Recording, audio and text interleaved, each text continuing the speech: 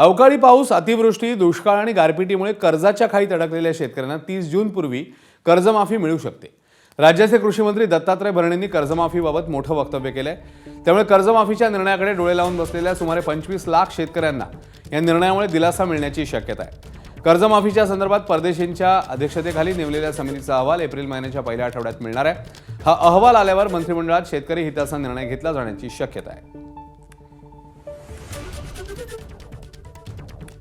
शेतकऱ्यांना कुठेतरी कर्जमाफीसारखा निर्णय हा घ्यायचा आणि या बाबतीमध्ये राज्याचे मुख्यमंत्री आणि दोन्ही उपमुख्यमंत्र्यांच्या सहकार्याने तुम्हाला माहिती परदेशी साहेब त्यांच्या अध्यक्षतेखाली आपण एक समिती स्थापन केली आहे आणि या समितीला आपण एक काम दिलेलं की साधारणतः एप्रिल महिन्याच्या पहिल्या आठवड्यामध्ये त्यांनी शेतकऱ्यांच्या कर्जमाफीच्या बाबतीमध्ये काय राज्यामध्ये शेतकऱ्यांची काय परिस्थिती आहे, की कर्जाची किती बाकी आहे, किती थक बाकी आहे, इतर काही शेतकऱ्यांच्या बाबतीत कुठलं त्यांचं कर्ज आहे, ही सगळी माहिती संकलनाचं काम हे सध्या सुरू आहे। साधारणतः 30 जून पूर्वी या राज्यातील माझ्या शेतकऱ्यांना कर्जमाफी ही दिली जाईल।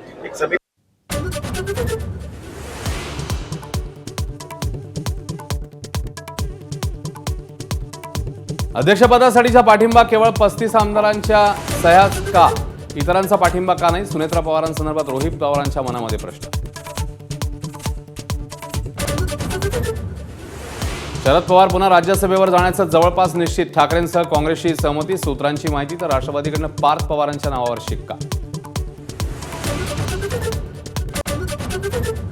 मनसे अध्यक्ष राज ठाकरे एकनाथ शिंदेंच्या भेटीला। कल्याणमधील मनसेच्या मदतीबद्दल शिंदेंकडून मनसेचे आभार, तर कामकाजात सहकार्याची मनसेकडून ग्वाही।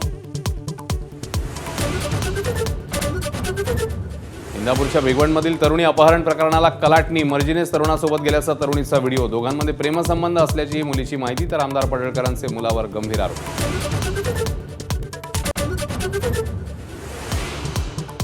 भिवंडीत सत्तेसाठी तत्वांचा खेळखंडोबा। भाजपच्या पाठिंब्यावर काँग्रेस आघाडीचा महापौर। भाजपचे 9 नगरसेवक काँग्रेस आघाडीसोबत।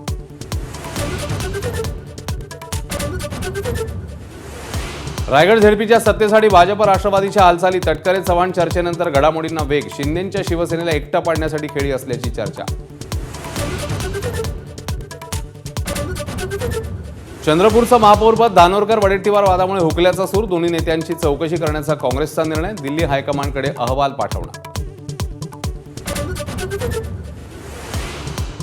नांदेडमध्ये 82 वर्षांचे चौधरी शेख हुसेन बोहल्यावर 6 मुलं 3 जावई 22 नातवंडांचा गोतावळा। धर्माबादच्या नवरदेव आजोबांची चर्चा जोरात।